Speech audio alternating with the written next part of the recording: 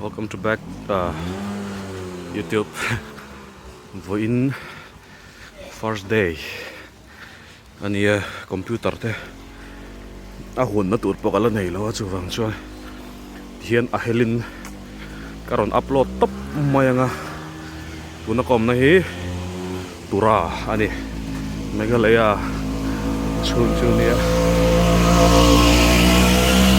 district West Garo Hills district capital ania hey aizol ang khop mai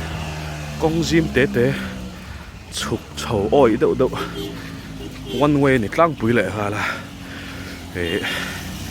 mase traffic sticker azi khop mai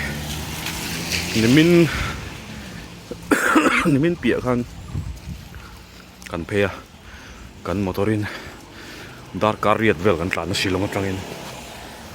chuan tlai kan thenga omna tur te kha biak lok le kha tiang kha kan nei lo wangin Garo mission compound a kan thenga tan ju ka pa hi pastor ni man line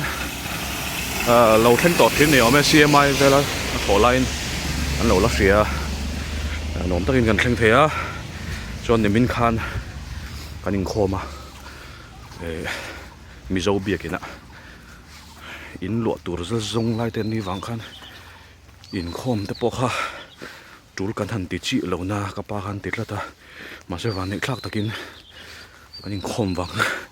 kaning khom wang chu ka ti thelo nga ma se in khom lo ilang chon tu na kan om na hi kan mu lo ti chianga chan chu ko sana nu pakhat khan in a lo sha ve a in lo tur kan zon chum chang ve kha in lo tur ju kan nei lom ron en ve ru ti kan ve na a lo tlom phian le ha la sang ni le zanga in kal ani chuan na hian ke in kan kal ngo ta ke kal na ching ani nge pok ra lo a tura head office an tia ka thlen hlim chuan an lo fel khop ma thing pui te lo pe an ming ten on sai den dena deva ti te nama amita ti te me ten tama chuan mizo pakhat zuali ti ama kan ai u dei chunyang chu nu ania chuan mizo pa petri ko om boka ka van nei na ka ti dong nge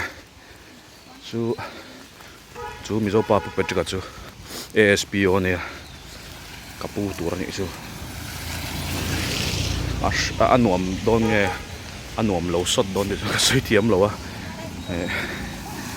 se athamon thak ve manin nam pui hetiang an trong kan thla to si lo a kha se trong an mang si lo Garo trong le kan mang to kan ka fe der lo ni Garo trong chu sialam chai akal na lampang kan kal de thor me Garo hi kan in ang do kha se ho ai mai hanin kan hnaya min hnaya wan ten bi ve a chome ui tak tak an e an sa siam dan te chu kan sa siam dan en ain anga nga thu hi an hen an boka wang chuan silong ai ma pon anom theina lai te chu aw mong chu mi hring hin fela mizo hi min ngei na ni hei ka soi thiam na chon man lai kha si khanang man lai kha si chon mizo hin ngai sang ma tu lai kha si chon mizo hi kan chen chil na sat tol to go wang hen zir lai le na thokian min hre chiang deuh to ngai sang to lo tlang pui chon ma che Garo hi chon min lo hre chiang lo a lo mom a khot thleng han amak ang zolang tila dikome ka hrit dan chon ma helai hi chu klema aing lo awa fal lai de one office na ya chuan in lo don la cheng sing khat te kha ani thuai do na ase la de wa tong kal poi ka tilova exar ka mo a thian zara ati dong e a hlata zara an lo nal ve pha mai the hei ngong te po hi cuốn lẩu con in khép nuôi đó chuan khoa hi alum em à mà sẽ cán khen hi mà trong in ruala sura char chara swing alum em talo ni thu kham kor kham kal na hi dik lo chuan a ho hi rong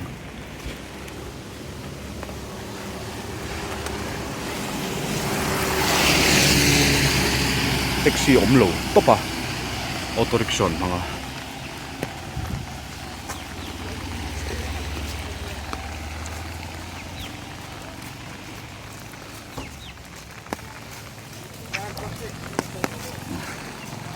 no panghan tambok an ri sel ngen ka ei garo boy ei kalau lang chade umai the ke dit thei si lo a anin glow down not chi da ka wo thei lo chu wang chuan min lo star lo phatin om pon min lo sha thi mula hey no parking tapo please ti om zel truck up ka phei don khan ka ho phur khop ma san chu shilonga tum sang khat zakol e sam ko panga tang kalom to kom bo re bera po thlan hi thlatum te nia nu le pa te bula om thang gan nia hetia ma nia mun dang om tur hi a machine na po ka zamang renga ka pe lo a e thiam te bil nu te lo ngai nen mo ma se kum 2017 vel tang in SSC ka lo be to kumina pathianin mian trin tir ve han pe lo gol vel ka kan nin thiam lo le dewa chan chu ni kom pe chuan tier 1 apo hian mi noi som paru vel exam na khania